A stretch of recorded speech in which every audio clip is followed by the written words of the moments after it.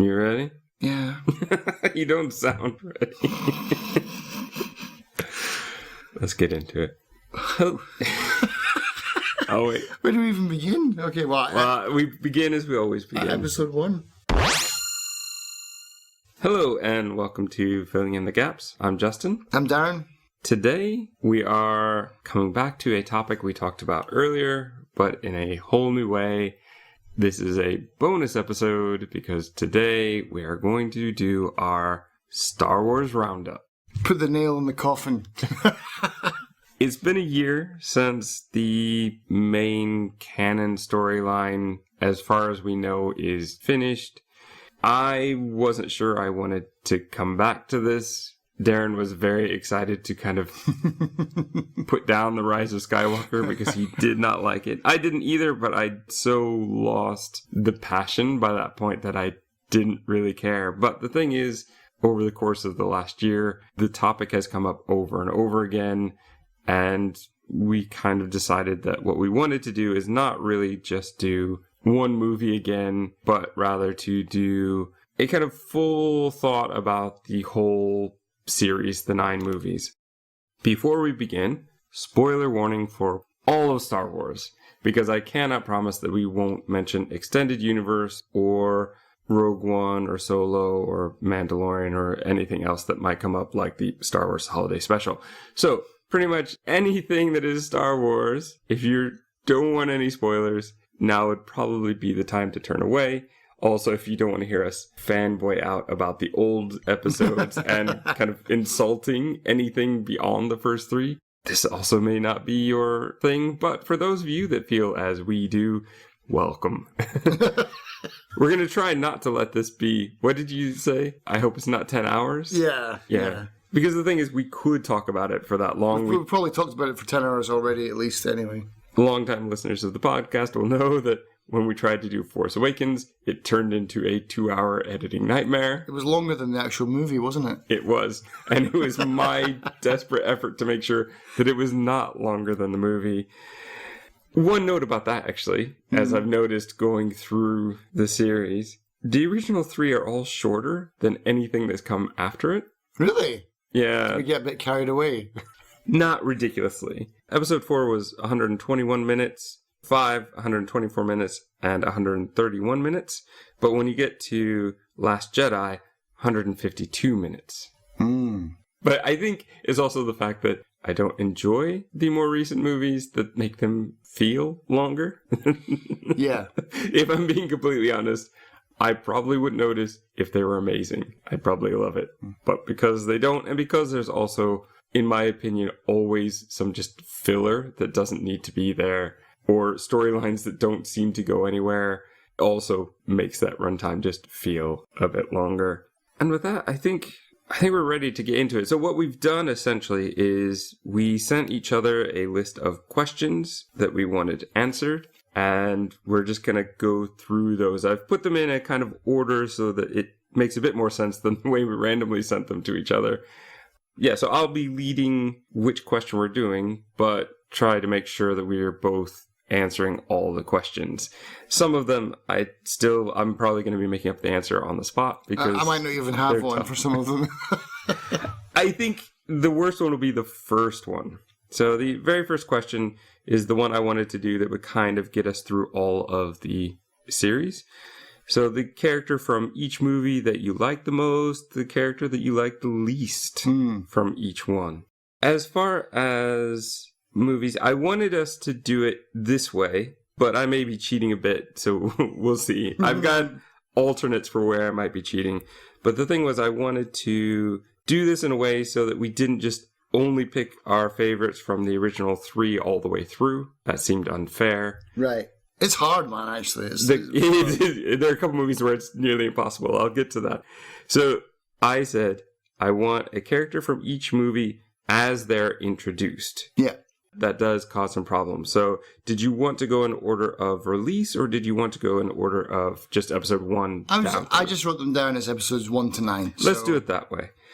But that means that, like, C-3PO is, as far as I'm concerned, not allowed in episode 1. But I'd probably let you have it because of what mine would be. So episode 1, who is the character you like the most? Okay, so straight off the bat, this was hard, man, because... Really? Because I thought this would be your easiest one. Really? This is the one you talk about the most. You're going to be surprised about this. I think this list, and maybe because it shifts and and because I just watched it again, right. Maybe things changed, but I really, really think I like the Emperor, man, and he's introduced here, and so I'd have to pick him. You know, I would say if we're going in chronological order, then sure, and I have no problem with that. I think the Emperor is fantastic. He's sometimes way over the top, but in a way that kind of works. He's meant to be this over-the-top villain that is trying to rule not just a planet, but an entire galaxy. Yeah, not the planet, not the solar system, the entire galaxy. I don't always like him as the senator or the vice chancellor. There are a lot of times where, and especially in the prequels, where it's just so obvious he's the bad guy. It's like, Lucas, settle it down. We know. We know. I mean, I do like that. And there was one thing watching the prequels again where it was like, they did try and put that end game into place, because in the prequels, it was all about this gigantic master plan where he was starting the war for and against it. And yeah, he's basically, as I put it, playing Game of Thrones against himself. Yeah.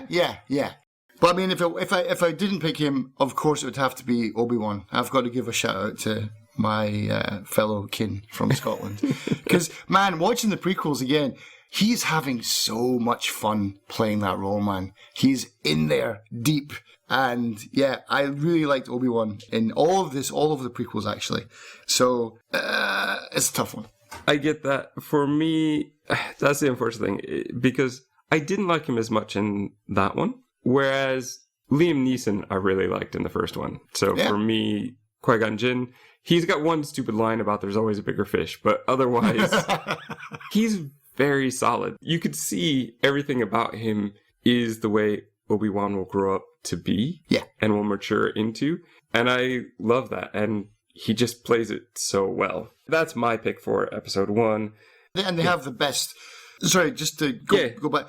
I think what George Lucas did with the first ones as well as the notice watching it again, even though, God, man, I thought I'd like the prequels more after not watching them for 15 years.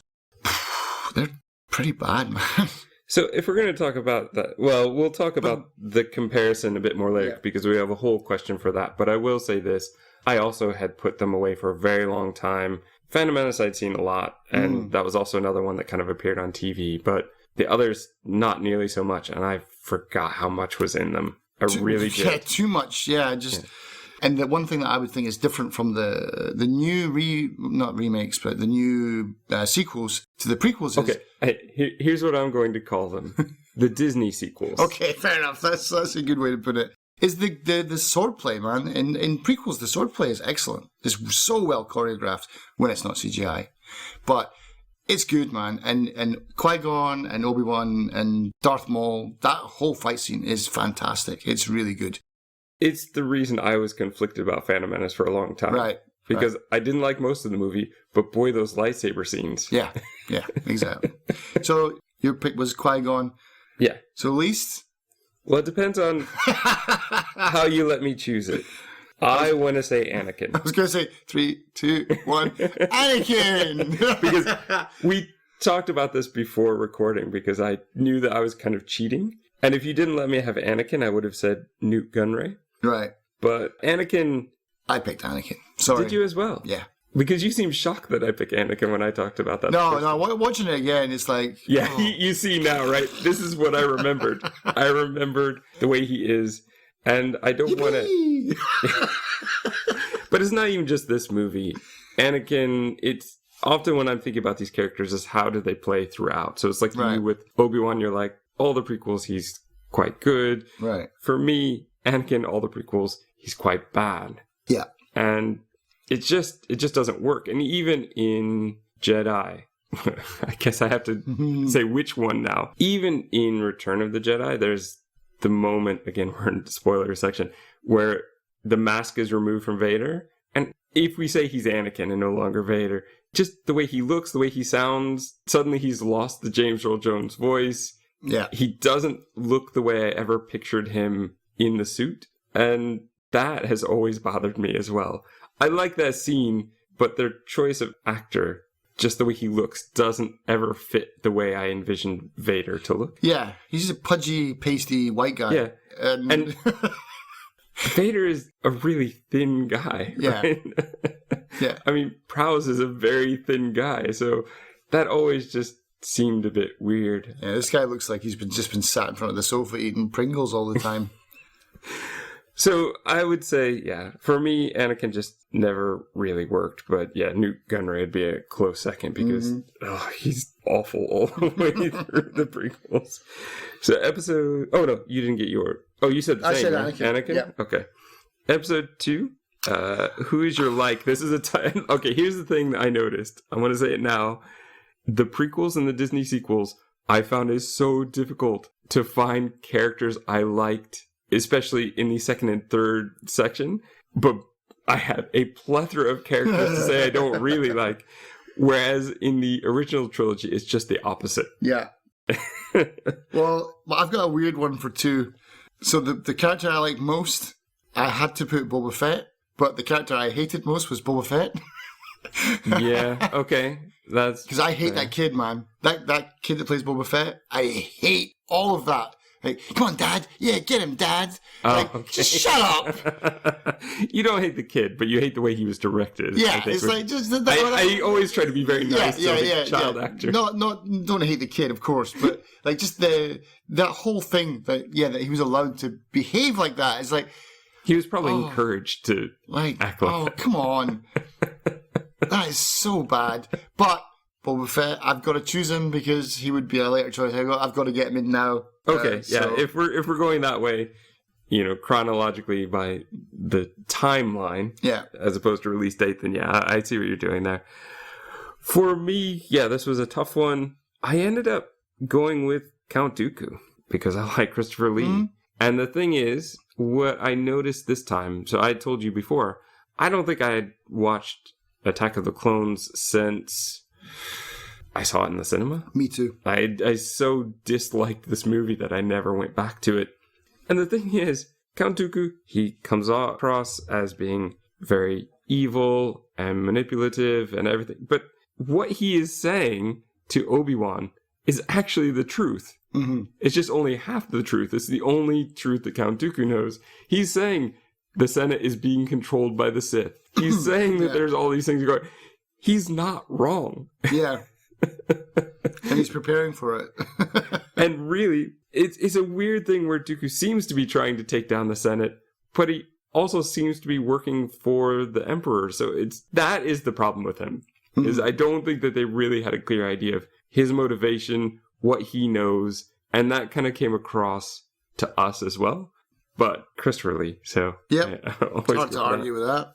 My least favorite would be Dexter Jetster. Who's that? He's the diner owner that Obi-Wan has to go to and say, "Oh, I found this dart. Where does this come from?" Oh yeah, that's the good meme. Oh, I don't know. End of movie. Credits roll. I think just the whole scene is completely unnecessary. Obi-Wan already went to the archives. He could have just found that information in the archives. Like, I don't think that we really get a lot of information here. We have to see him pull up his pants, and the whole diner scene is just a waste for me. Next would be Revenge of the Sith. I couldn't find anyone that I liked. Here's the problem. This is the thing I think with both the prequels and the Disney sequels. They front load all their characters in the first movie. So it becomes very difficult to find new introduced characters later on. So I had to struggle. I think, now, we are probably, throughout this episode, we aren't so knowledgeable that we know every tiny little detail. In fact, this character may have been in one of the other movies. Okay. But I think this is where he's introduced.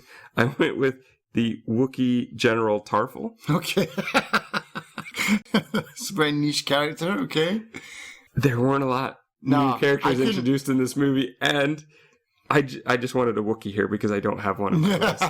And it just seemed like, oh, well, here's a character who just comes in, does what he's supposed to do, right, and doesn't take away from the movie. Unlike when Yoda has to go, and you, young Chewbacca. It's like, oh, no, he's not here to. Come on, stop.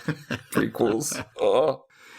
Yeah, so you had no one? I had no one. I couldn't find anyone. I had the IMDb search for this one. Okay, but do you have one that you don't like? Grievous. I would probably agree as well, but I couldn't remember if he was in the second one. No, I thought he was in the second one as well. I thought he made like a brief appearance. Yeah, me too.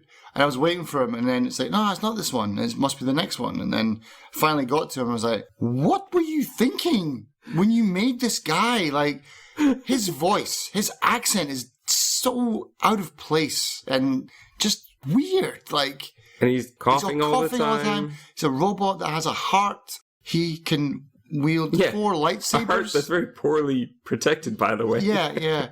Doesn't Obi-Wan just kind of rip it open with his hands? At one point, yeah. And he just basically, he doesn't even use his lightsaber. He just shoots it. Pew! Okay, you're done. Oh, just his voice, man. He's like a token henchman from Danger Mouse. He's so bad. Okay, then I will agree with you on that one because I wasn't sure. So I put down the medical droid from the end. Because you were like, there's nothing wrong with her, but she's dying anyway of a broken heart. I hate that. Nice diagnosis, Diggy. That is so terrible that I would, but definitely Grievous takes a lot longer and has that whole stupid chase scene with Obi-Wan on the lizard. So on the lizard, yeah. There's just so much wrong. That ending, man, of the third episode is just like, ooh, this is long, man. This is like 20 minutes of you riding a lizard. Come on. All right, so that takes us now. Do we want to do the originals now? I think what would be better is skip to the Disney sequels and then come back to them. Episode 7, The Force Awakens. Honestly, I have, and maybe it's because I'm very unimaginative, but I have nobody that I like from the Disney the Disney sequels. I couldn't find anyone. It was tough. Here's who I chose. I chose Rey just because I think Daisy Ridley did a fantastic job with the acting. Fair enough. She always seemed very in character. Her character, she seemed to know what she was doing. I just feel like the directors and writers did not. There are a lot of things with the Rey character that I think are very problematic. Right. But she is an actor. I really respected in that one. And so if I have to choose anyone, and I kind of felt like I have to choose somebody in this one because it's somebody who's going to carry through all 3 of these. I could have gone with like a jokey answer, but I felt like I'm gonna go with this one. I agree. I think that's a good call. You know, she's good at what she does. She's not maybe been directed well, but she's in character and she does. Yeah, she's a Skywalker. So sort of. Yeah. Who's your worst though? First one. It was a tough call again, man, because Hux gets introduced in this one. Yes, he does. But so does Snoke. And so I was like, oh, man, who do I choose? And, it's tough, man. It's tough because they're both terrible. All right, let me give you a second to think. I originally would have thought Finn. Okay. Because, again, not a problem so much with John Boyega. Mm-hmm. I think he's a great actor. I've loved him in other things. But as Finn, he just... And it's not even his accent. His accent sounds very American, and I'm totally fine with that, if that's what they wanted. I really think they should have just let him do a British accent. I think it would have sounded better. But I don't get why everybody was, like, really pissed off with that, because, it's like, the higher-ups all have British accents. Like, all the commanders and generals, they've all got British accents, but all the stormtroopers are American. So... Yeah, I guess my personal feeling is, like, they don't have to be, especially given that, as we're told... These kids are being pulled from everywhere in the galaxy. Right. They can have whatever accent they want. I don't mind. The accent is not the problem. It's actually the way he speaks and some of the... It's weird to say, but kind of anachronistic sayings. Mm-hmm. He seems to be using slang that is right now. It doesn't feel like language that should be in a galaxy far, far away. A long time ago. It feels like exactly the year that it came out. And that was a problem. He's always like the reaction shots. So when Poe comes around, he has to stop fighting to watch Poe shoot things down to go, oh, he's a great pilot. There's just so many things that they did with Finn in the first movie and into the second that I just didn't like. And they had a fantastic way to give him a great ending or a great story arc ending in 2 ways in episode 8. and chose not to, I guess because they wanted to keep him around. And so I was all set to say Finn, but the thing is, in the third movie, they tone Finn down. He's got, like, I think one line that annoys me, but otherwise, he's really good. Like, suddenly, he just fits, and the movie doesn't work without him. Right. And so I switched to General Hux. Right. Because he actually gets worse as time goes on. In the third movie, he's so awful. Everything about Hux is just awful in that movie. And again, not the actor. Love him in pretty much everything else I've ever seen him. Yeah. Something about these movies. It was that. I think it was the second one. I've kind of blanked them from my memory, so they're all the three Disney ones are just blurred. That's why I told you I needed to have time to watch them again, because I had Force Awakens I had seen a few times, but the others I'd only watched once in the cinema, and in particular, episodes 8 and 9 just melted in my brain. Right. So there were all sorts of things that were mixed in there. Because I watched the prequels again because I wanted to, and just didn't have time to watch the Disney ones. And the original trilogy's burned into my brain, so I don't need to rewatch those guys. But so, what was my point about that? You need to choose your character you like. It's all blurred in, and I couldn't think of anyone that was good. But Hux, I knew he was in the first one, and God, man, he just gets worse and worse and worse. But Snoke is a close second. Yeah, I think had Snoke made it to the third movie, he probably would have been on my list. I wanted to put him, but I had to choose my top. Yeah.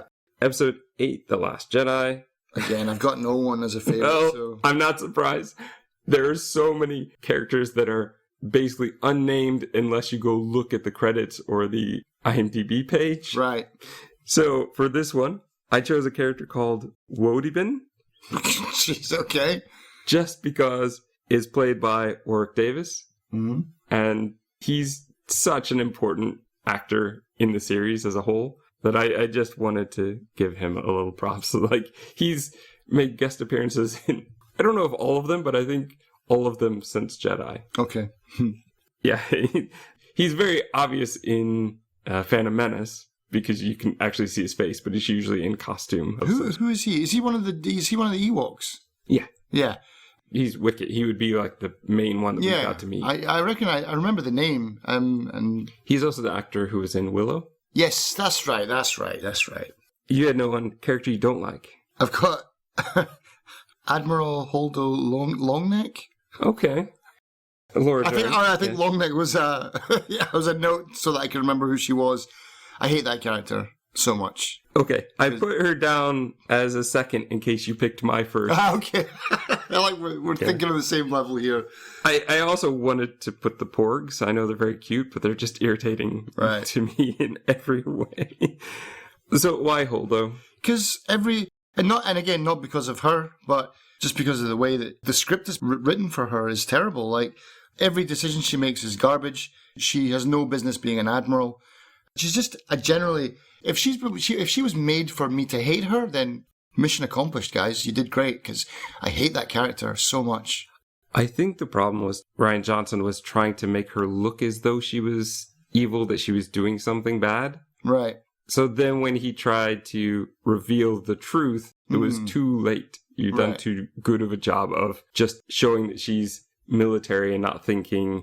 But then you go, oh no, she was thinking. She cares the whole time.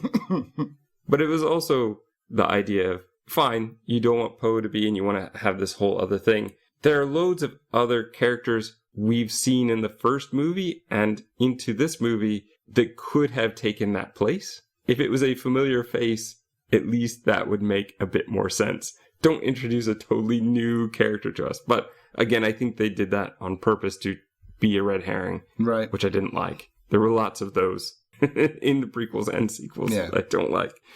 I chose, because you said that, I will choose DJ. That is Benicio del Toro's mumbling, code-breaking character, which there's just so much in episode... Well, doesn't he have a lisp as well in this? He has some funny way of speaking that doesn't help. Here's the thing. I think throughout all the prequels and the Disney sequels, there's always some things that they introduce that really irritate me. But boy, episode 8 brings in a lot of things that I do not like. The idea of fuel consumption, Holdo's move at the end, which basically is the best move ever, so why would we ever need any other move?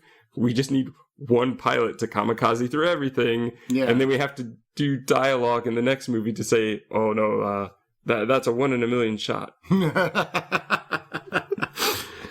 But yeah, DJ, he's just part of that whole Canto Bight storyline that I hate. Mm-hmm. And the whole time I was expecting him to betray them, and he did. So, yeah. Episode 9. I've got 0 for 0. I don't even know who I dislike in this one. There are only really 2 characters that I felt were even properly named when you came into this one. Right.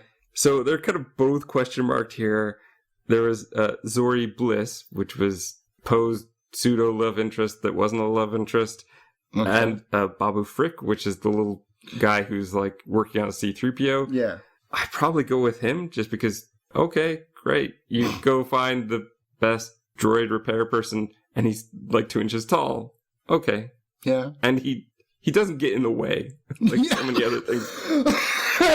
Yeah, doesn't get in the way. Yeah, I can agree with that. Yep, why not? As far as characters you don't like? I didn't have one. Honestly, I've got just 0 for 0, man. I got That's nothing because on you this. didn't just rewatch it, because I guarantee you would have found somebody. Oh, really? They do introduce some new characters. Which one would I choose? So there are 2 that really irritated me that came in. One is Janna. This is the character who comes in when Rey is looking at the Death Star. They're all riding horses. She's like the leader of that group. She seems to be some sort of love interest for Finn that isn't really a love interest, but just so that he doesn't become the third wheel in the... Oh, I think I remember who she is, yeah. I would probably choose her just because it's because of her we have to have riding horses on the... Is she the one that gives him the kind of medallion thing that'll, like the pass to get on the ship? You're confusing. That is Zori. Okay. She's the one from that planet who helps take them to the droid repair guy. She's in episode 8, is she? No. Oh, she's in 9, yeah. No, but she's from a different part. Like, she's from earlier. So later comes Janna. And that's the thing. She comes so late. It's like, do we really need a new character, a new thing now? And I think that she serves many purposes, but none of them well because she's too late in the game to serve them. She was also a stormtrooper who just decided to not be a stormtrooper. Oh, now I know exactly who you're talking about. Yeah. She's riding horses, so they could have the horse things because they can't be jammed from the Empire's new ships. They gotta take off to be activational or whatever the hell that is. Activational? That's not even a word. It's like, shut them down. We can't. They're riding horses. Okay, I guess. So weird. My second choice, if you had chosen her, would be D.O., which is this new little droid who has the kind of cone-shaped head. He just says what we're supposed to be feeling. The Sith droid kind of one, yeah? Yeah. Somebody dies, and he says, sad. They win, and he says, happy. Yeah. Thanks for telling me how I'm supposed to feel, Dio. But he's tiny in compared to Janna, who I think she's a stopgap to fill all these other needs. But like I said, doesn't sadly do it very well. All right, let's get into the classic series. Okay. So, your favorite over the whole series, probably Episode 4, New Hope. Who do you like? It's so hard, man. Yeah. It's going to be just the opposite. It's who is the one you like the most? I mean, I would expect everyone to say Luke, but I, as a kid, identified more with Han Solo. Mm-hmm. But I also love Chewbacca. But I think, as a whole, throughout all of the things, like from then on, until he's unceremoniously killed, I'm going to go with Han Solo. Okay. For me, R2-D2. Mm-hmm. There are some dumb things they do with him in beyond the original 3. But overall, I love R2-D2. He's a fantastic character. You're wearing a shirt of him right now. I am. He never gets to speak directly to us, but the reactions we get from all the other characters just plays out very, very well. Even sometimes we know what he's thinking without even getting the reaction from the other characters. It's an amazing character, I would agree, because he's like the opposite of what they tried to do with Bumblebee in the Transformers. A mute character that is very important to the story, but in Transformers they epically failed with Bumblebee, but with R2-D2 it's flawless victory. He's perfect for what he does. The way that they turn beeps and whistles into a whole language that conveyed emotion is just brilliant. And I still remember them today. Is that's the weird thing, is like, in my head, I can't do them now. I'm not an impressionist, but they're in my mind, and I know all the noises he makes, like the bits when he's walking through the little valley thing and the Jawas are ambushing him, all those little things, his little like WTF beeps, you know, it's like everything is stuck with me. So good, because they've used them consistently throughout every episode. Yes. His design is fantastic. I just love the character. I love the way that it works. And for me, R2-D2 and probably Chewbacca as well are two of the characters that really make Star Wars feel like its own thing. Yeah. Characters that do not speak English, but we love so much. And I would have liked it if they had realized that that was a good thing. Some of the other movies. Who don't you like? I've put just big question marks here as well. I wasn't brave enough to choose one, or I'm just too dumb to actually think of someone. When you say yours, you'll maybe jog my memory, but I'm sure I will. When I was thinking about it, I was like, I don't know who I really would say I hated. You don't have to hate them. Just who do you like the least? The least from the originals. I'd have to sit here for 10 minutes thinking about it. Okay. I really can't. Clearly, the correct answer is the pig-faced guy at the bar in Mos Eisley. My friend doesn't like you. I don't like you either. Why not? What is going on? I love how, what was that thing in Adult Swim? The stop animation. Robot Chicken. I love how their take on that. They've done some great things on that, like memeing on that whole situation. Okay, so you've got none. I got nobody. And even now, even when you said that, it's like, yeah, I mean... It's a cool little scene. I think, I mean, the thing is, when I thought about who do I hate, I was thinking, I'm just going to have to pick someone for the sake of picking someone that I don't think deserves it. That's fair. Some of these, that one in particular, is just one that I always hated as a kid. Right. So I chose him. Like, that's always held through. He scared me as a kid, man. I hated that. I didn't hate that scene, but it kind of, it creeped me out. I think you're meant to hate him, though, so it does work. Right. So I don't want him to not be in the movie. Yeah. As a kid, I did, but now I think he works very well. Right. For what you need. Empire Strikes Back? I go with Lando.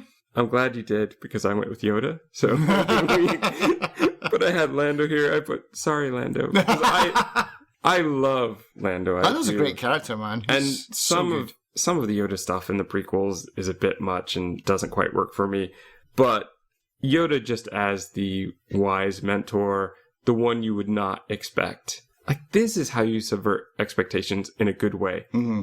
You send Luke after a Jedi Master who's this great warrior, but he's like 2 feet tall. Right. And Luke is totally surprised by it. That's how you do it. Mm-hmm. And that's what works for me. And he just has some of the greatest lines in this one and episode 6, I guess we'll say. He's just fantastic. Right? Yeah. And Lando is a good character because he's just... That's the problem with the Disney ones, is there's no one that really redeems themselves. Like, the characters are so shallow and so two-dimensional. Lando is very human, and even in one... Well, of course he's in Jedi, but in the space of 2 movies, he goes through such a loop, and you're taking on that ride with him, and you get why he's doing what he's doing in the first one. You totally understand him, why he betrays everybody, and by the end, he's this completely different person. And it's a great storyline, and that's only for one character. Right. And that's why the originals are the best. Did you have somebody you didn't like? Yeah, I think so. Oh, wait, no, I didn't, sorry. Not in this one? Not in this one. I've got one for Jedi. Okay. The one I would say is, and I know everybody's going to hate me for saying this, especially because I can't remember what the creature is called, but the abominable snowman. Oh, the Yeti thing in Hoth? It just never looked very good to me. Yeah. And I was always kind of glad that it happens at the beginning, because it'd be really awful if this was like a key moment later on. But you can kind of watch through it. They don't show it very much. Right. So it works, but yeah, it was very limited by the special effects of the time, I think. Takes us to Return of the Jedi. Yeah. So, who would be your favorite? This is hard because, like, a lot of the characters have already been introduced. Yes. There's not really one else for me to choose. I went with Jabba. So did I. Okay. I was leaning towards some of the Ewoks. A lot of people hate on the Ewoks. I loved them as a kid. I still enjoy them. I liked them as a kid, yeah. I still enjoy them. I think that they work very well for what they're trying to do. But not one of them really sticks out as a character like Jabba, who is just a vile, vile creature. Yeah, he's a great bad guy. A really good bad guy. And I think that they were helped by the fact that it was difficult to make Jabba do what they wanted him to do. So that he just seems like he's so lazy that he just sits on this platform and that's all he does. That kind of got ruined a bit when they started moving him around in The Phantom Menace. I loved him as just this slug that never moves. And he's too intelligent to be duped by the mind control. There's just or his brain is too thick, which was always what I thought. It's like but there's just a lot of great in there as far as like he's a great villain. And I love how the fact is he's a main character, but he never speaks a lick of English as well. And that's, even by today's standard, that's an impressive feat to take on. To have a main bad guy who is subtitled entirely for the audience. And as a kid, I know all of his lines and I paid attention to him. He's front and center. Great character. So good. Character you don't like? I had to go with Salacious Crumb. That's who I put. He annoyed me so much as a kid. I kind of don't mind him as much now. But yeah, as a kid, I hated every laugh he gave. He's just annoying. He's ugly. He's nothing. He's just... And this is what made me realize, like, episode 1... No. Our episode 1. Episode 4. Mm-hmm. And then episode 5. And then episode 6 is where things turn into kid stuff. It's like... It's much more, they're going back to the same audience that we were when we first saw it, you know? It's like they rewound. And then the problem is with every single movie since then is they did a Return of the Jedi to every single episode since that. That's something I noticed about the prequels, is that every episode has a Salacious Crumb. Yeah, pretty much. Okay, well, I guess that takes us to... Yeah. For those of you that maybe don't know, Salacious Crumb is the stupid little crony creature that is always laughing at Jabba's jokes. I'm not even going to try and do an impression.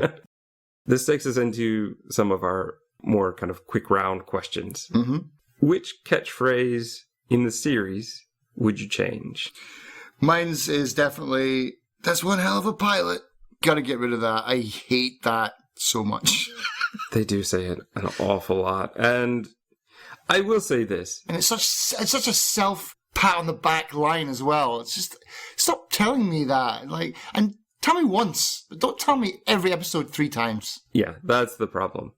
They do, rewatching it for this, they do, in a couple scenes, actually show, though the special effects, it's awfully close to the ship at times where I really want to see what the ship is doing to say it.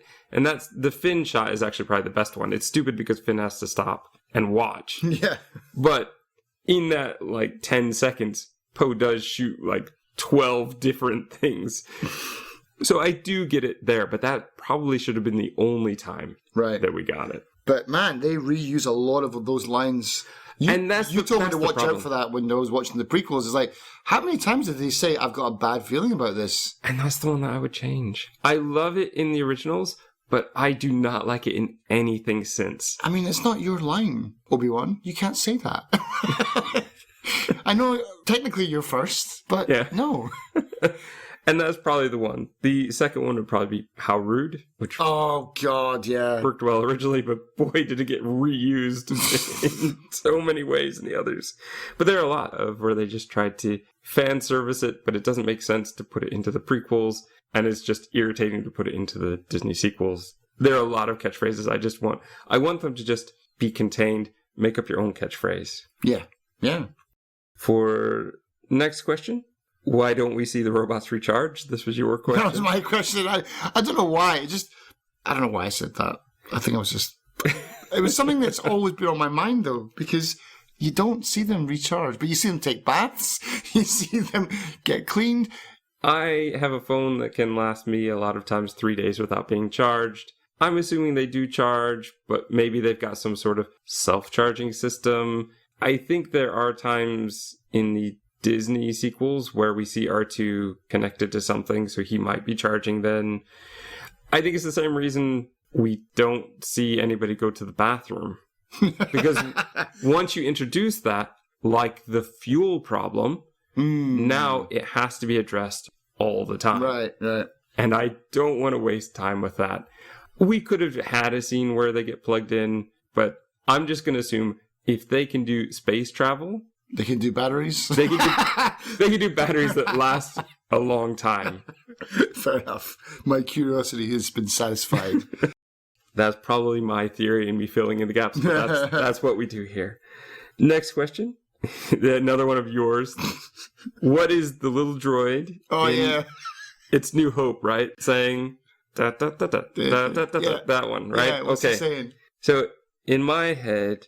Honestly, it's one of those things. I love the droids. You kind of have an idea of what they are saying without even having to be told. And for me, like, I had to think about it, what I have said. And my thought was always, I am working. Like, that's all he's saying. And then when he gets yelled at by Chewbacca, he curses. And that's why he can't speak, because...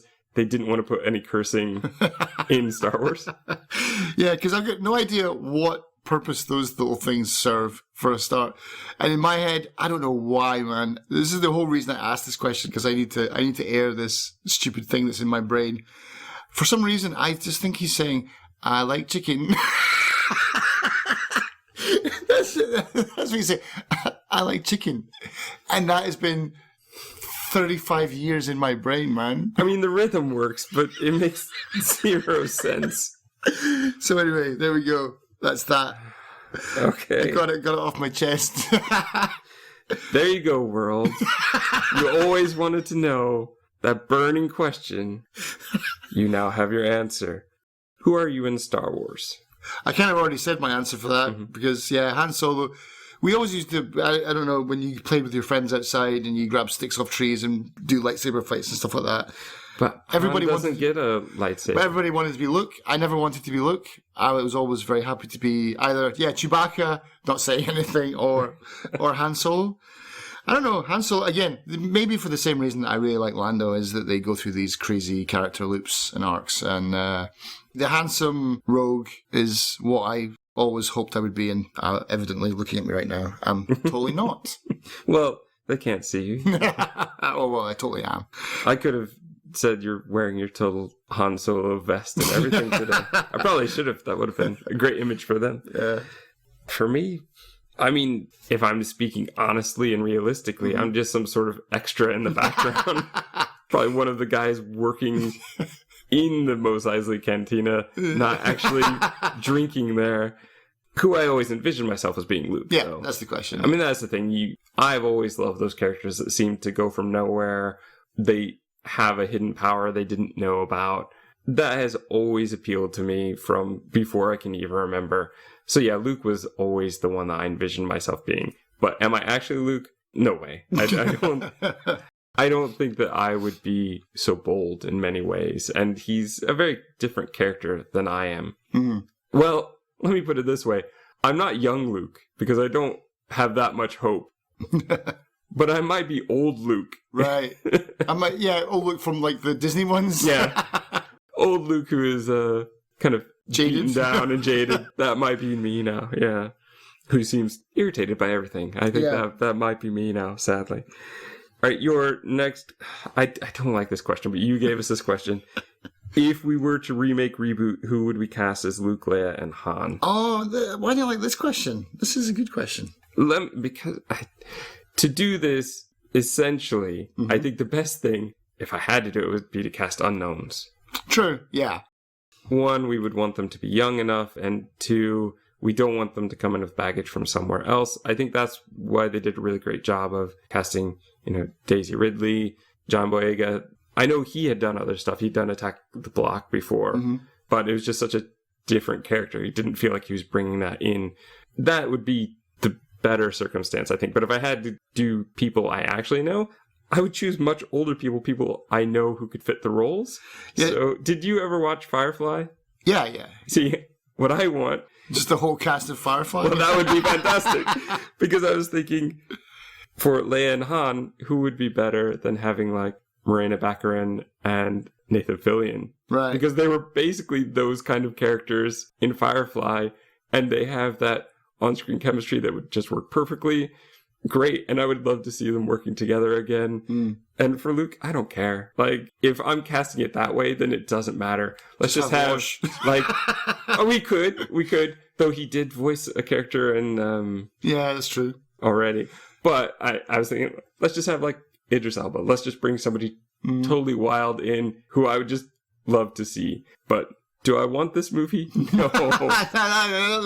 Yeah, that was never my question. Yeah, but I was thinking more like Hollywood mainstream kind of stuff. Like, who would they cast? Maybe not who would you cast, but who do I think they would who cast? Do they think? Because I said Tom Holland for Luke Skywalker, and I said I think you're probably right, but it's not the one who I would want. Yeah. So I said they'd probably go Tom Holland for Luke Skywalker. This is a weird one. Bear with me. Paul Dano for Han Solo. That's an interesting pick. I like him as an actor. It'd be interesting to see what he could do. I still don't know if he'd have that. He's not the rugged handsomeness, but he's a good actor. Yes. So I think he could pull it off. For Leia, I was thinking, again, hear me out, Millie Bobby Brown. I'm okay with that, except the age difference between those two seems... Yeah. I mean, maybe if we're talking 5 years in the future. Because, you'd be surprised what some hair can do. She's, if you look at her IMDb page, if you could just imagine her with those buns, like, on the side of her head, then, yeah. That, or this was maybe, I put it in brackets, I said Maisie Williams, but, because she's got the fight aspect of it, she's got the adventure kind of stuff nailed down, but, yeah. I could see that, but if you want to go for a similar look, then Millie Bobby Brown. But both of those actors I like a lot. Millie Bobby Brown in Enola Holmes has shown me that she could do something very different and still be very good. So yeah, I think definite fit. It just seems like, well, that's quite an age gap currently. Yeah, that's true. So anyway, yeah, that was all. That was that. Okay. What would episode 9 have looked like if Rian Johnson had done it? This is one of your questions. This is another one of mine. Hang on, I'll go back. Well, what did you say for that then? Because I don't know. I kind of know, but... I don't really know. We're definitely going to just be filling in some gaps here. I think that some of the things that got taken back again once Abrams took over would not have happened. Rey's parents would literally have been nobody, not people who chose to be nobody. Right.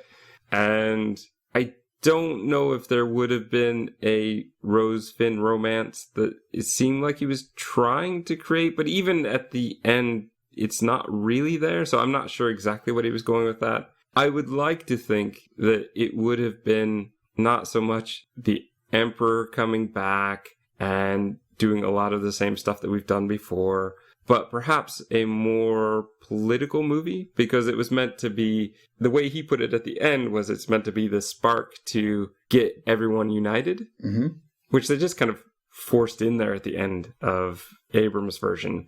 So I'd like to think there'd be a bit more of that. There was definitely suspicion that Broom Boy would actually come in and have some sort of major role, and that maybe Rey is really not the most powerful, but Broom Boy's going to come in because she didn't really know she had powers, and he's just casually using them like it's nothing. Yeah. The thing that I wrote down was, a rebellion of mini Jedi. Yeah, like kids, like it would turn into, I don't know, like Oliver Twist or something. I definitely don't think it'd be that. Would be interesting. All right, one of mine. What's one of, I know that there are many, many out there, one of the best fan-made Star Wars tributes or films, something that you like? Because I had one very specific in mind, which you probably already know what it is. Here's the thing, man. It's like, I'm definitely a Star Wars fan, but I never really watched a lot of like the fan-made stuff. Like I never really went in beyond. I suspect you've seen more than you realize. Probably have, but there's certainly some that stick in my mind. Probably not what you were expecting, but the cops version of Stormtroopers. Yeah, Troops. That's the one I was thinking of. Oh, okay, fair enough, right? Yeah, I love that. I thought that was fantastic. It's a great bit of parody that works very well. It was a huge hit at conventions. You could buy it. Oh, really? Like DVDs. I had no idea. It's just something I saw on YouTube. And when you asked me that question, I was like, oh man, I'm going to look really dumb here because I don't know enough about this. I went online to YouTube. Oh my God, there is a lot of stuff that's done. That's Hundreds what I mean. Of videos. There are tons of great ones. Anna Akana did she was acting in this one. This is a great little short story. There's a great anime version of the Death Star run that's just beautiful. There are loads of great things out there, right? But Troops is the one that always, to me, sticks out as one of the earliest ones I saw that just really captured what I wanted. It's not trying to be Star Wars.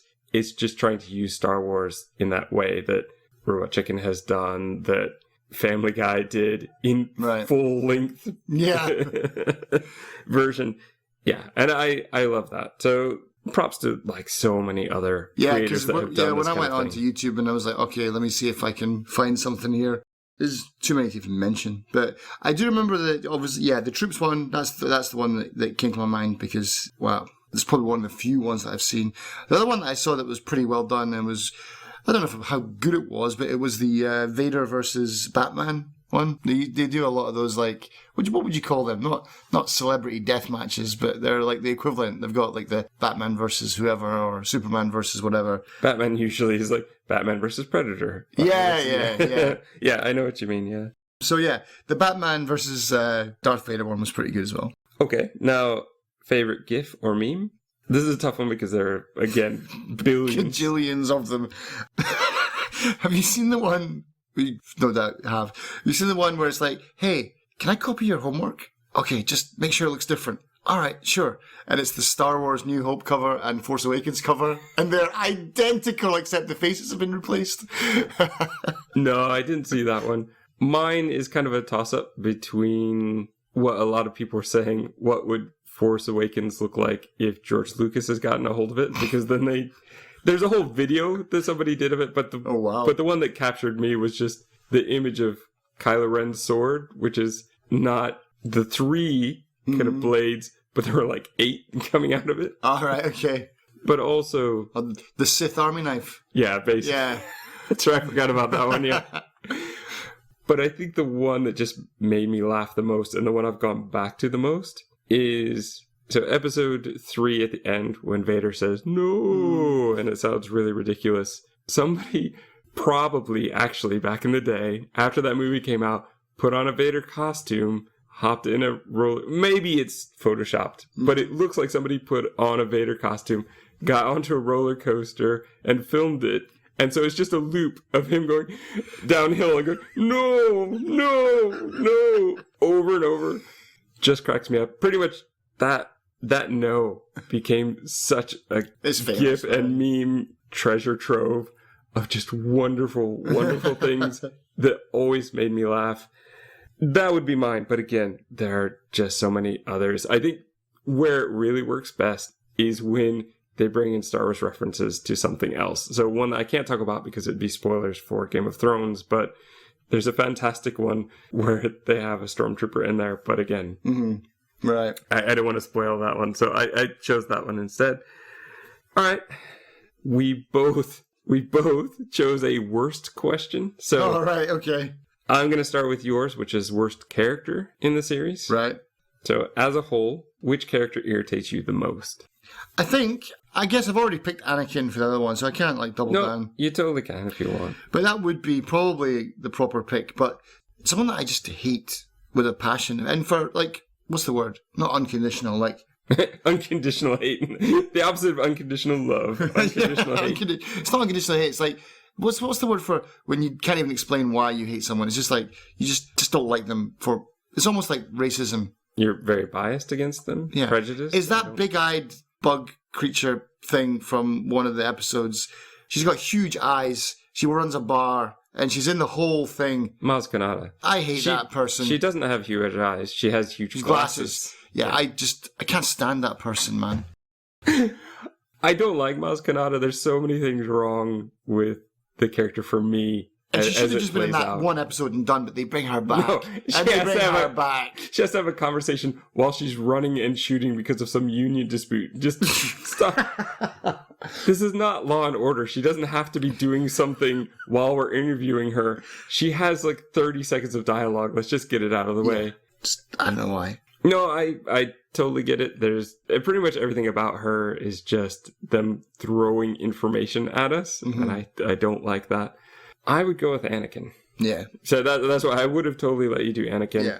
There are characters I do find more irritating. There are characters who I find are more pointless. Mm-hmm. But the thing is, Anakin plays such a huge role in 3 movies. And in 3 movies, there's just not really anything I find to like about the character. Yeah. And I think... Especially a character that we were told, oh, he was my great friend.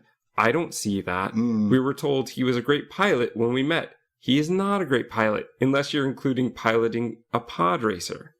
Or that one pit where he catches Obi-Wan in the city. But that would have been Phantom Menace. That was when he was the little kid. So, like, that's when they met. Yeah. So, it's like everything... Yeah, it's true from a certain point of view, if we have to use that line. But we shouldn't have to use it this much. Yeah. And it just... is so irritating because we want to see this character redeemed as Vader, but Anakin is a character who seems like he can't be redeemed because from very early on, he's killing women and children. Yeah. Twice, yeah. And the thing is, I think we've been pretty good about not trashing actors, like just saying the character is bad, the direction is bad. He is not a good actor. Like, I'm sorry, I'm just going to say it. Like, he's a terrible actor. And if you even look at his other stuff that he's done, it's not good. Like, Jumper was trash. Everything that he's been in, he's such a bad actor. And maybe they took a chance on him. Like, they took someone unknown again. Which they did, which at the time, I thought was a good idea. Yeah, but he's just not good. And I don't think any amount of direction would have helped him. Every line he delivers is horrible. The love scenes are cringy. They're worse than Twilight. It's just a horrible, horrible thing to watch. So yeah, I should have picked Anakin, but sorry. What's her name? Maz Kanata. Maz Kanata. I don't even know your name. That's how bad you are. At least they make sure to mention her name. There are some others who are like, I don't even know who that guy is. Okay. So worst thing in the series. Yeah. I had something to say about this. Well, I hope so, or else this question will fall flat. Nothing. I was going to say, I wrote down a little bit just to kind of remind me. So I can totally forgive all the bad CGI, the bad plot lines of the prequel. I think for me, one of the worst things was, and I tried to put this in words that were kind of serious, was the deeply unprofessional way that JJ and Rian Johnson handled the Disney ones. Out of everything, that to me is an absolute travesty. Like, their extreme unprofessionalism. The way they disregarded each other's work? Yeah. They let their egos get in the way of the movie. That's unforgivable. I mean, I don't think it would have saved the movies, but that's just... Come on. No, wow, okay. You've got a job. That's quite deep. Yeah, I was thinking that would come up in the next question. But for me, there are just so many things. And they aren't in the originals. And it's a tough call because there are so many things that they just kept trying to introduce that just didn't work. And they just muddied the waters. A big part of why the original series worked for me was it was essentially a good versus evil story. It was a hero's journey. And that was what it was. There's a load of other great things about them. But at its core, it's those two things. And they seem to lose sight of that in all of the others. So there's the midichlorians where we have to scientifically, quote unquote, explain the Force. Yep. There is we're running out of fuel. Now we have to worry about that. There's the Holdo 1 in a million maneuver that clearly could work. They suddenly start doing light jumping in the last movie. They are doing characters like Maz Kanata who are Force sensitive, which is a bit awkward.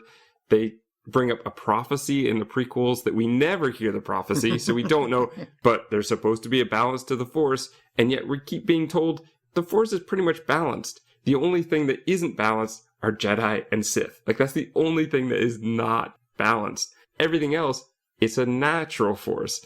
It goes too far.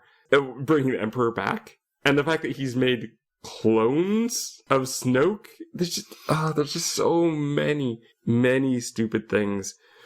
If I had to pick one of them, though, I think that it would probably be or the writing all the animals. Like, there's a lot of writing animals. No, what I would say is probably the worst thing for me is the midichlorians, because I think that is the beginning of we need to try and fill in all these gaps, but in a stupid way that doesn't make any sense, and we don't need it. I think that's one of my answers for one of your questions was one change per movie. Midichlorians was one of mine. Yeah, definitely. That was what a strange decision. You wrote the originals, George. What are you doing? Did you just like wake up one day and like, yeah, I don't like that, I'm going to change it? No, that's the whole point. So I'd probably go with that. So do you want to do, I wasn't sure if we really wanted to do that question. I kind of put it in parentheses, the one change per movie. Do you want to do that? Did you have a lot of stuff for that one? Mine's is fairly quick. Yeah, mine's is fairly, do you want me to tell you mine? Just quickly? Yeah, if you want to do it. Just for the listeners, I kind of threw this out as an idea, but I didn't know if time-wise we'd have it if we wanted to do it. Okay, go ahead. So my one was I just wrote down episode 1, midichlorians. Nope. And we've already discussed that. 2 is you set up Queen Amidala as like a real player. In episode 1, so you set her up as this adventurous, tough, diplomatic main character. And she gets absolutely ruined, man, in episodes 2 and 3. She's reduced to nothing. It's such a shame what happens to Natalie Portman's character.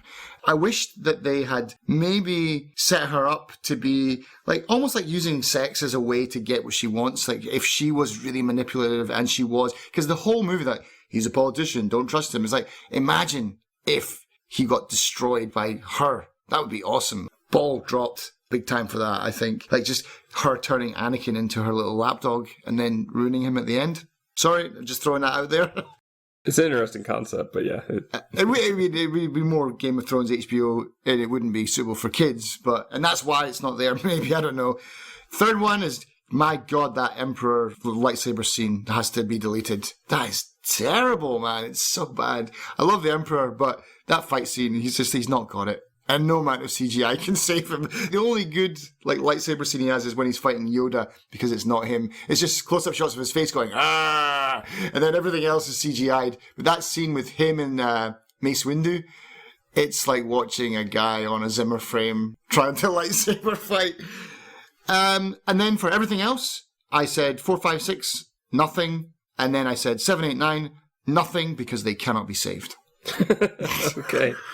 So if I had to go through one, I'd probably say midichlorians, but since I already used that one, the other thing I would say is don't have them go through the planet core. It makes no sense, and that whole scene is just a waste of time. Didn't you see the movie The Core? Yeah. Well, it's like, how can the core of this planet just be liquid water? It makes no sense. And it also has to have the stupidest line in the whole... Probably, I think. I mean, there are many stupid lines. But there's always a bigger fish. It doesn't play into the movie at all. Mm-hmm. If it had a theme that seemed to match, but no. For Attack of the Clones, get rid of the clones. Attack of the...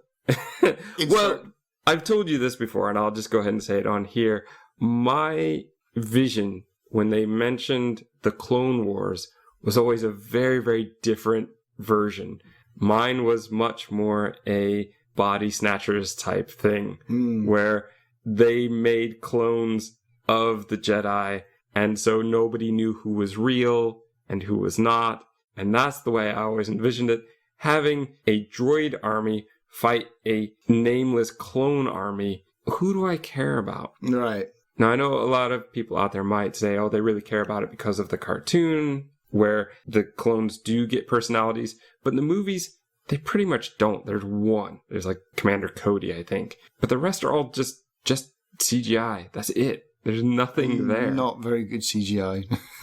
That. But I just think that that whole storyline doesn't really work for me. Mm-hmm. And it makes all the battles seem kind of pointless and stupid. And your idea of Attack of the Clones sounds pretty cool. It's like some kind of Battlestar Galactica thing. Yeah, that's what I always wanted. And so I kind of got it with Battlestar Galactica. Right. And maybe that's... I'm trying to think time-wise. No, this would have been first. Yeah. They could have done it. They could have done it. For Revenge of the Sith, it's just... I mean, honestly, just make it shorter because everything is too long. The chase scene on the lizard is too long. The fight scene with Anakin and Obi-Wan is too long. Everything just goes on too long. But I think... Oh, yeah, that was the thing with Episode 2 as well. Okay, I would say the clones. That's got to be the worst. Mm-hmm. But I hate the fact that they made R2 fly in the second one because that could have come in useful later. You can't throw that kind of stuff in the prequel. So, Revenge of the Sith, having Padme die like that was just stupid. That always just... I laughed at it the first time I saw it. And I laughed again when I saw it this time because it's so stupid and so poorly done. There's probably something else, but that's definitely the first thing that pops to my mind. Yeah. A New Hope, I mean, if we're talking the originals, mostly like Han shot first. Don't mess with what we already had. Don't put a CG dinosaur in front of the action. So definitely those kind of things. We could fix a couple of the bloopers in A New Hope. Oh, no, you can't. No. I have to see that Stormtrooper smash his head off the blast door. Or where Mark Hamill calls Leia Carrie by accident, kind of covers it up. Fair enough. Empire is pretty solid. I'm struggling to think of anything for Empire, really. Return of the Jedi, though, the Rancor beast, when Luke is picked up by it, that never really looked good to me. Right. That's the one CG thing I wanted them to fix, and it's the one thing that they did not fix. Yeah. Why did you do all this? You added a whole stupid song number, but you couldn't make that look like Luke is actually there instead of standing in front of a screen, because that's what it looks like. Yeah. And that's pretty much it. Mm-hmm. But if I had to, choose between the theatrical and the remastered, obviously the original, I just leave them the way they were. That would be my number one thing for those. For Force Awakens, explain Rey better. Mm-hmm. She's the core of the story, and she just seems to be able to do everything when she needs to do it. It's kind of there. I've heard people fill in those gaps, and you can kind of make it up, but this is very much what I feel is a J.J. Abrams thing of, I will leave it ambiguous. You fill it in yourselves, and there are just so many things about Rey. I don't want that. And because he did that, that's why Rian Johnson could just go, okay, well, I'll fill them in for you, just not the way you want them to be. Mm. With Last Jedi, just get rid of Canto Bight altogether. It was just a mass waste of time and didn't do anything. We can still have Poe do the uprising. There's still that tension there. Find something else for Finn and Rose to do because it was pointless. And saving the animals as she takes off the saddle, now it was worth it. And like, no, it wasn't. They'll just be picked up in about 5 minutes. For Rise of Skywalker, I'm going to get into this in the next big question here, but the first hour of it is actually not bad. And then it goes completely off the rails. I would say probably don't have the Emperor here because that actually does take away from the original series and takes away from the final big moment of our Jedi. Right. So pretty much anytime we say Jedi, we're talking about Episode 6. That moment is key to Vader's story arc. And you kind of take that away by going, oh, but it got away. Yeah. In a stupid way. Yeah. I mean, I like seeing him there, and in an already bad movie, having him ham it up was at least fun to watch. Yeah. So I don't want to take it away from it as it stands, but he shouldn't have been the big bad is a thing. We should have had a new one. Same thing with kind of Force Awakens. We shouldn't have had a Death Star that's bigger. We should have just had something new. And yeah, Rise of Skywalker. Oh, who's the bad guy? Emperor again. Great. Oh, okay. And that's what I love the Red Letter Media thing. When the trailer, the teaser came out, nobody ever really dies. And then did a whole long thing, nobody ever really dies. Oh, that's okay. That's okay, because nobody ever really dies. Or nobody's ever really gone. Han's still alive. Oh, actually, that would be it for Empire. Okay. I want it the name is Han Solo to everybody except for Lando. I want him to say it, Han Solo, so that I don't have to have this argument with my friend who is convinced that it's Han Solo, even though pretty much everybody else pronounces it Han Solo. Lando very clearly calls him Han, though, and that causes a huge amount of confusion. You're not helping here, Lando. Yeah. But it's a minor thing, and it wouldn't even come up if my friend wasn't obsessed with this kind of argument. Right. Okay, next question. Big question here. Big time question. In our previous Force Awakens, I believe, is that the one where you said you thought the prequels were better than the sequels? Yeah. Okay, so now, do you have to eat your words, or are the sequels better? Like, what do you think? Yeah, this is a hard one, man. I'm gonna just no fence sitting here, right? So okay, unfortunately, because I want to fence it. But go ahead. Okay, right. If I had to choose, I'm gonna say yes, they are. Right now. Okay, to make that clear, you're saying the prequels are better than the Disney sequels. Yes. Okay. Now, everyone pick up a rock and throw at me every time I say Jehovah. I think yes, even though they're terrible, and watching them again was it was so painful to watch them again.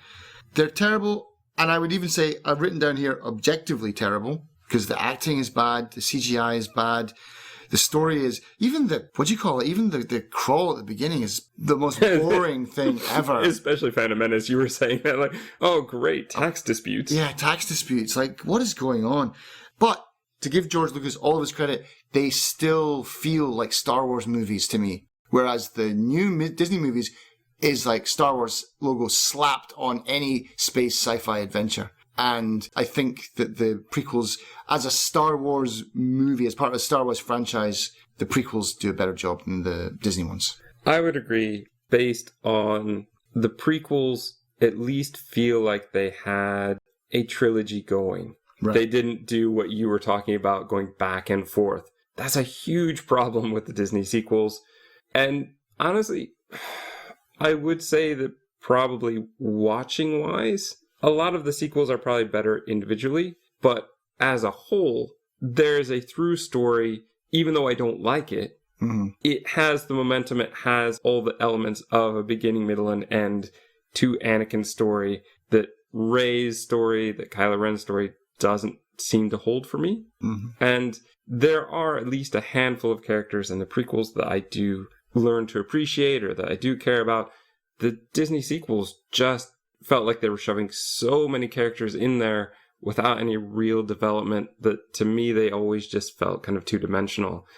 The CG is so much better in them. The visuals are so much better in them. There's a lot of great things going on. There are a lot of good moments, but good moments are not enough to make a good movie and certainly not enough to make a good trilogy. So as a trilogy, the prequels. But to be honest, the only thing watching these again really makes me want to do is watch the original 3. So I've saved that. That's probably what I'm going to start doing today or tomorrow. Because after I watch any of these, all I want to know is there a good Star Wars? And so I need to kind of go back to that. So what's next then? Is there going to be an episode 10? Do we know? Do you want it? I think Disney is so lazy. And so, not lazy is not the right word, because they're anything but lazy. They're taking over the planet as much as they can, and that takes effort.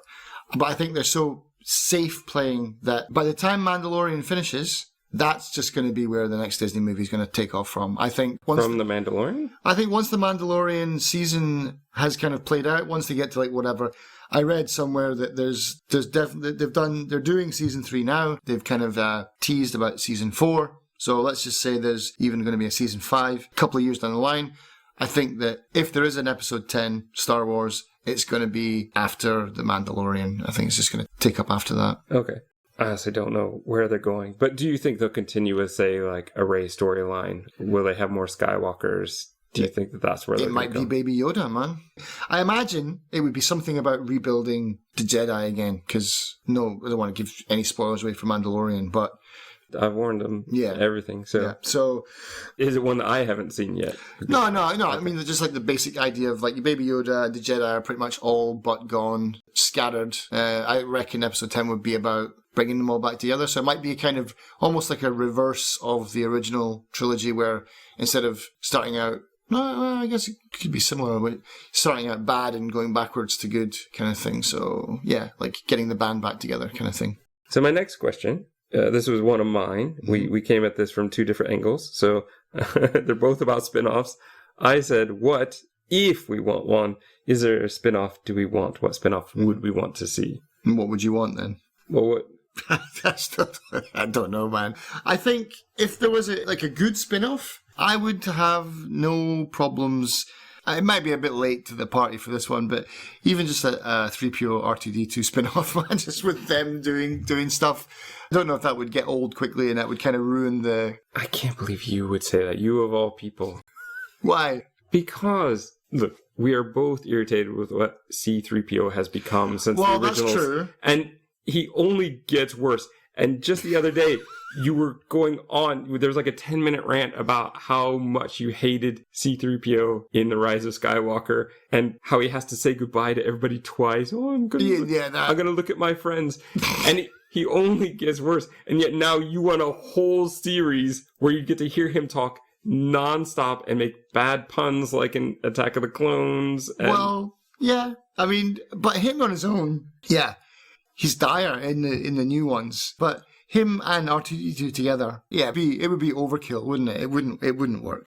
Honestly, it might. The thing is, I think you've hit a really important point there, and the fact that C-3PO does not work without R2D2. Right. You can have R2 without C-3PO, but it doesn't work the other way around. And pretty much that's all they ever did. Force Awakens. Oh, my friend R2 is in low power mode, so we don't get to have him. Yeah, so we can have BB-8 instead the whole time because he's more merchandise. I'm sorry, and that's a very cynical way to look at it, but it's true. But why? I don't know what was going through their head. Like, why not just remarket R2? Like, is he not cool anymore? Like, I think he's totally cool. My cynical commercial perspective thought is that R2 will always sell. So have a new one. But if you had R2 versus BB-8, and BB-8 was just a minor character, he wouldn't sell very much. Mm.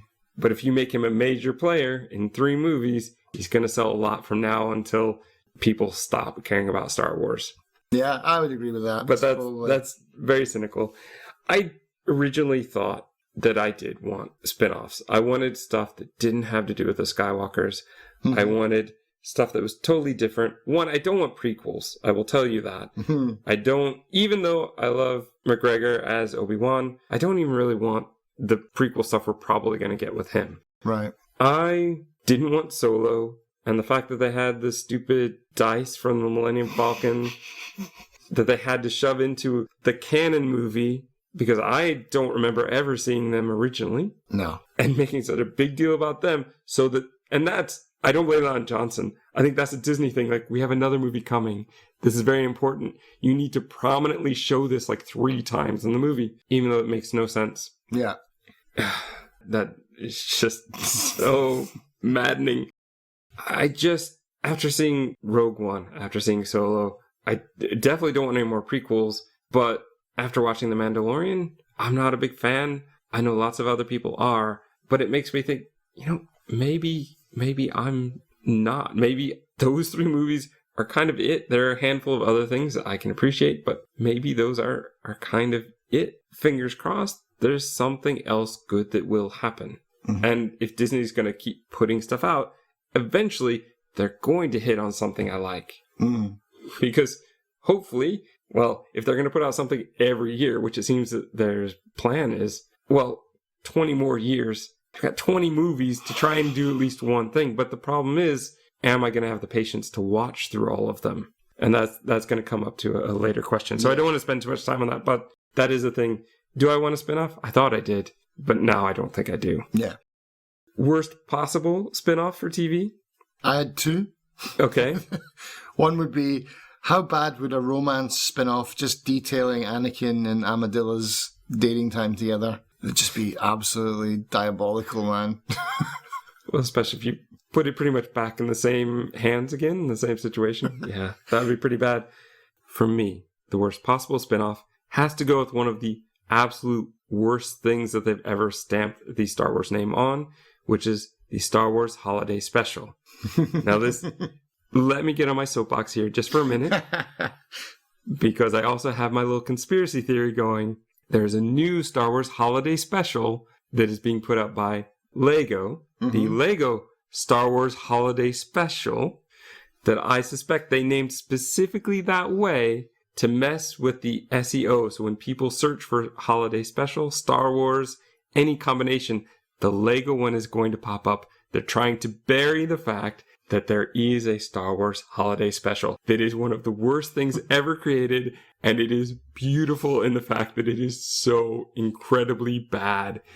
It was made for TV. Only the first movie had come out. People didn't have VCRs in those days. They hadn't rewatched it. And the people who made it clearly only had a tangential understanding of how Star Wars worked and how story worked. So, in the opening credits, you get a long list of the celebrities like B. Arthur and Art Carney who are going to appear. Not Star Wars, no crawl, no anything. Yeah. There's all sorts of things they could have done that would have felt better, but Star Wars wasn't in the pop culture mind yet. We didn't really know it and love it the way that we do now. And so it just is such a mess. You have a Boba Fett cartoon, which is okay for its time, but it's very weird, especially the way it's introduced. But the best thing, because it's the absolute worst thing, is like the 10 minutes introduction where we get to see Chewbacca's family, which I believe their names are Bumpy, Itchy, and Mala. The whole thing is Han trying to get Chewie home for this Life Day holiday, because we don't want to call it Christmas, because they don't have Christmas in a galaxy far, far away a long time ago, right? So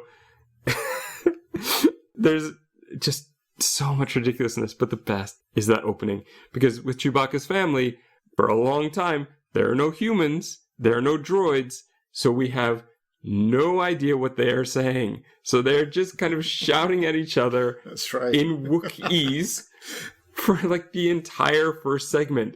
And this is how they started. Yeah. Who sat through this? What parent did not turn the channel if they were actually watching? And did kids actually watch it? My guess is they started watching it going, oh, Wookiees, like Chewbacca. And they're really excited. And then about a minute in went, I'm going to go play with my toys. Yeah. I can make up a better story than this with my toys. So the worst possible spinoff would be Chewbacca's family, no subtitles, half an hour at a time. Yeah. Actually, sorry, I just saw here, I should really wear my glasses. I did write down one for yours. Mine is, I even named it, like what do you call it, All Smart? No. It's called Jedi Knights, but with an N. And it's a look at all of the failed Jedi who get kicked out of Jedi school. And it's following them around. They've got these powers, and they got kicked out of the academy, and they're trying to get back in. And so there's like some weird stuff going on. Okay. Are they vigilantes? Yeah, kind of, yeah. Like Jedi Batman? Yeah. Okay. Yeah. Well, I mean, there's definitely going to be a couple of those, but some of them are just like, car mechanics, or some of them just like live in their mum's basement, and yeah, they're just like loser Jedi. I think that would be okay. That would be good. Actually, that could work, but only if it's done well. Yeah.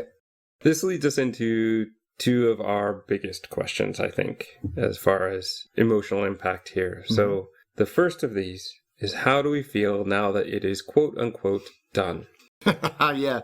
If we look at it as it's presented, it's the Skywalker series. Right. Anakin was the first, then Luke, then sort of Ben Solo, who was related to Skywalkers, but Rey, who sort of becomes adopted into. Right. Well, she certainly takes the name because they had to do a whole long scene just to do that at the end. It's not even that long, but it feels so long because the movie feels like it's done, and then it just spits one little more thing out for you. Honestly, in one word, relieved. It feels like a huge weight off my chest to have it finished. And that's not a good thing. It's just, I don't know, like a curse has been lifted. I don't know if we talked about this on the podcast, but I know that we've talked about this in person, that on Hello Internet, that's the way they both kind of presented that they thought they were going to feel, and that's kind of how they both felt afterwards. And that's exactly how I have felt since it was done. What's that? Just relieved. Oh, really? Yeah. Okay. Yeah. It's a weight off my shoulders. It's like, this is the last one I have to care about.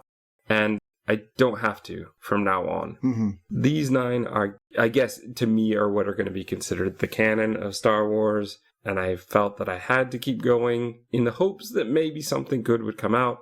It hasn't. I'm not sure I ever want to continue again. I don't feel the need to rush out and see it if there's something better on. Even with Mandalorian, you and I were both very hesitant to watch it.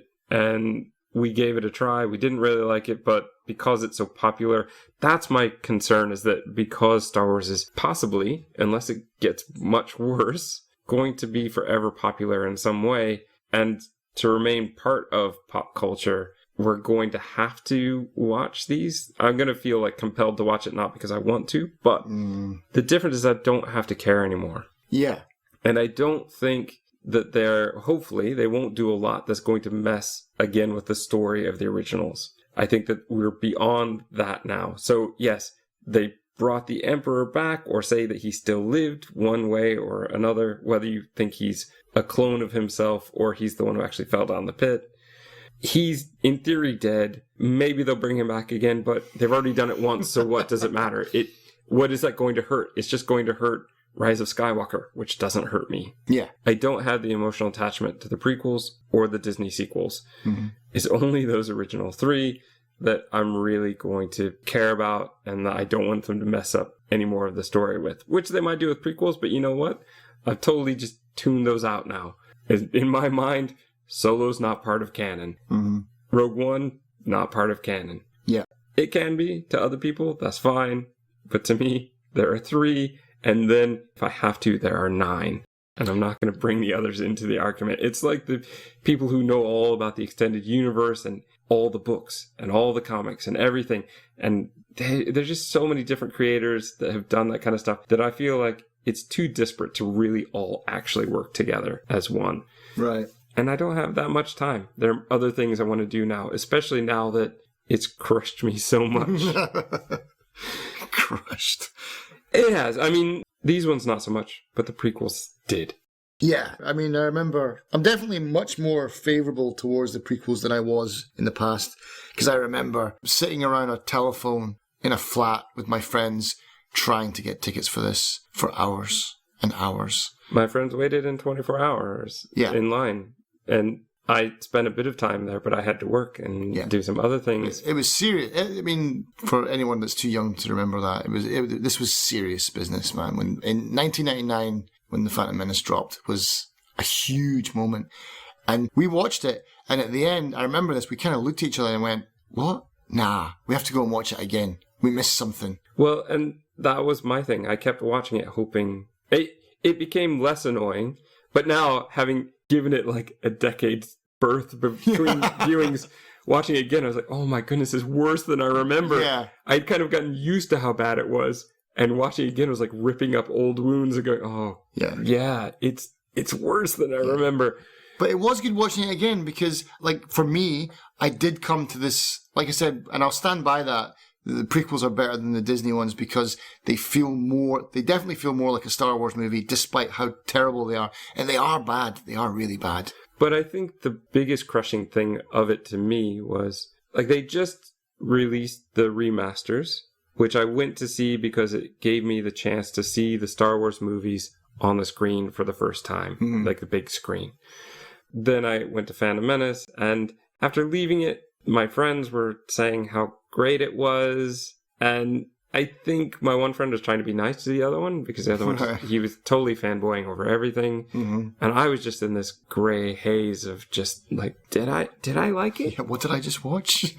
I was so set to walk out of there happy and ecstatic, and finally it's back. It's written by George Lucas. It's directed by George Lucas. It's going to be good. Like, that was my thing. And all of them were George Lucas. And so if you can say anything is canon, well, the creator made those, so they should be. Those crushed me. And then the second was just so bad that I didn't even want to see it again. I've put it off for decades. I didn't want to see it again. Yeah. And seeing it again, it only confirmed that I don't want to see it again. Yeah, you said to me, like, skip the first 40 minutes or something like that, or 20 minutes, and I think you said 20, but when I watched it, I was like, probably 40, because nothing happens in it.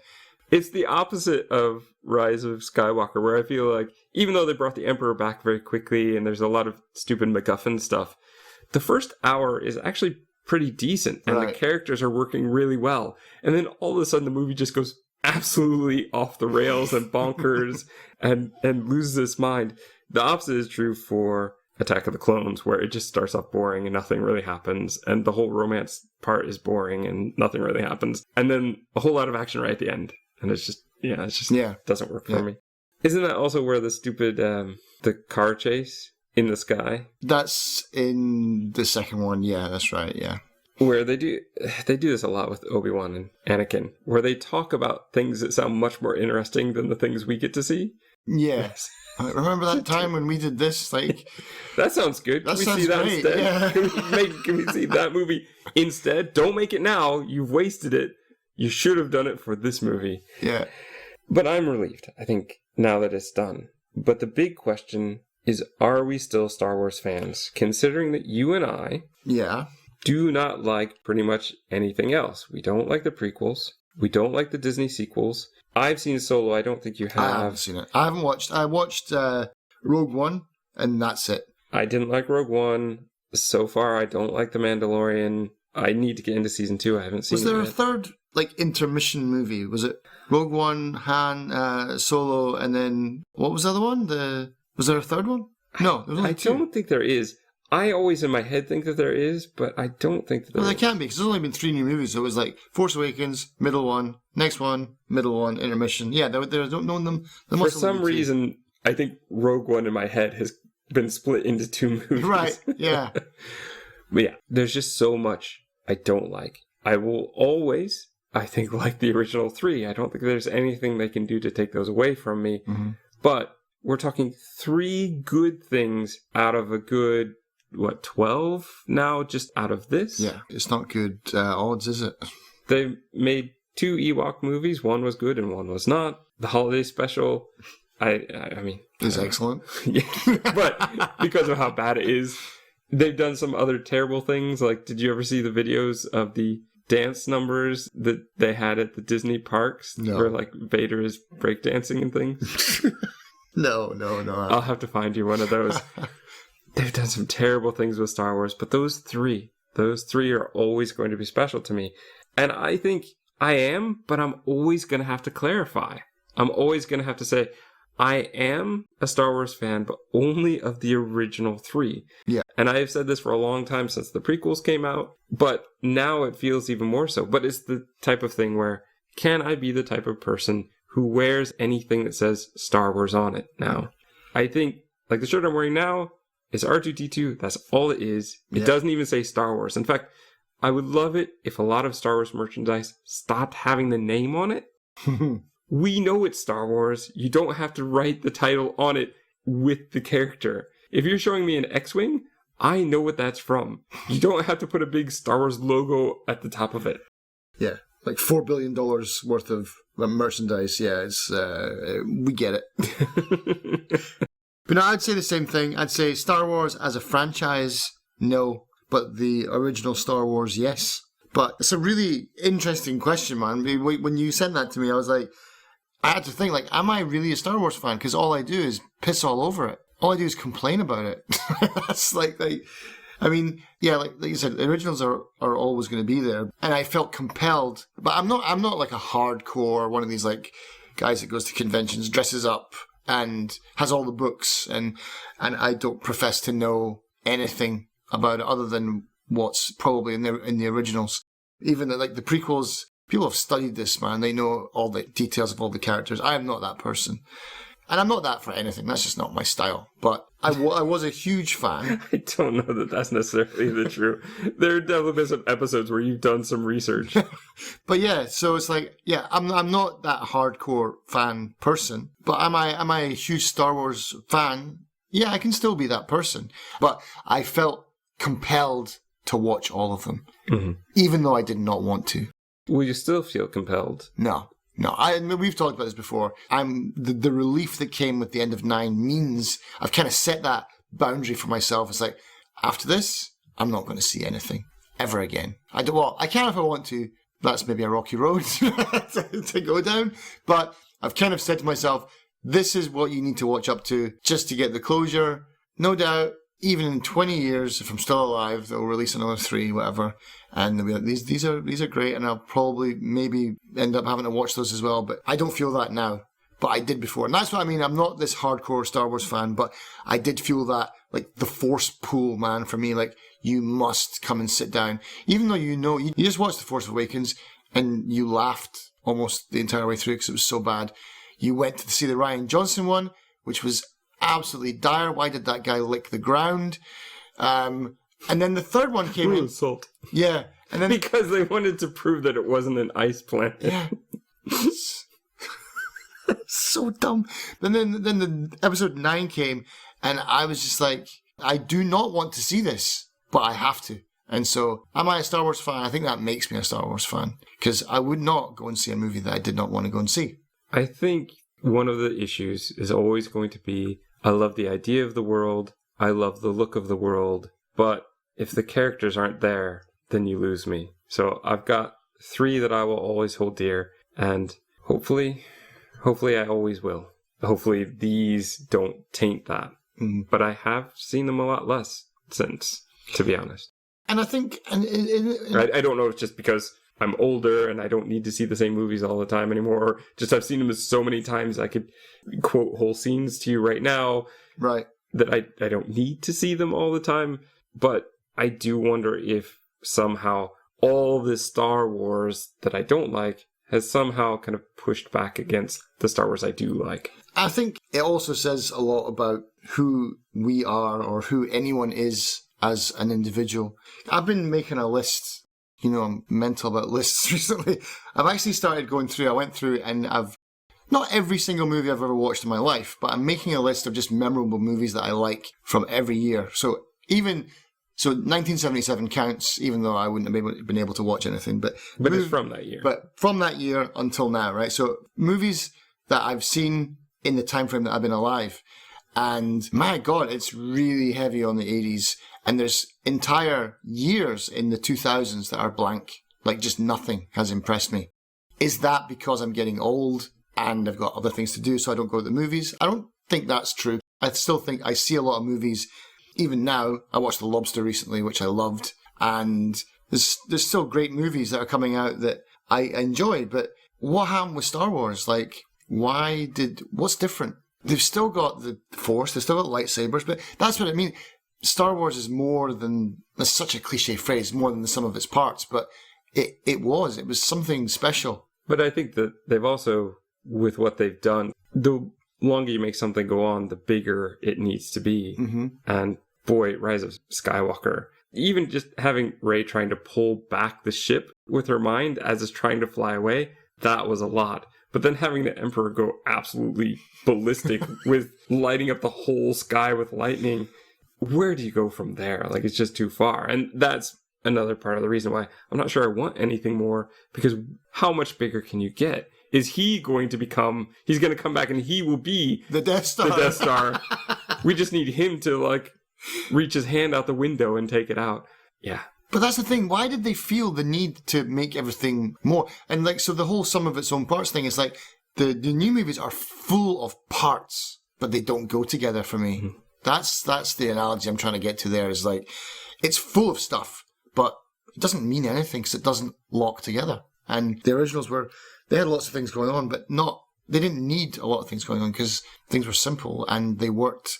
I don't know. Have we become so attention deficited that we need, like, just things flashing before our eyes every 10 seconds? Like, we cannot have just a Millennium Falcon 10-minute trip where we just talk to Obi-Wan for 10 minutes about nothing, really, that just builds character. Character building today has to be done through action rather than words. Yeah, that's kind of what it is, isn't it? It's like everything is action. Oh, a picture is 1,000 words. It's like, no, 1,000 words is 1,000 words, and it's only a couple of pages of A4. So just say it. You've got 2.5 hours, like, why Yeah. Anyway, well, that's why we're here today, is to get this out. I think your point there, I think, is the one that probably I'd like to end on. That the original series was the sum of its parts, and the parts went together. The others are even more parts, and they don't seem to fit. I think that you've nailed a great analogy there, and I think that's where I would like to end. So with that, I would like to say to our listeners, if you actually sat through this whole thing, thank you very much for listening. Happy Life Day. Happy Life Day. Gaps filled or more gaps created.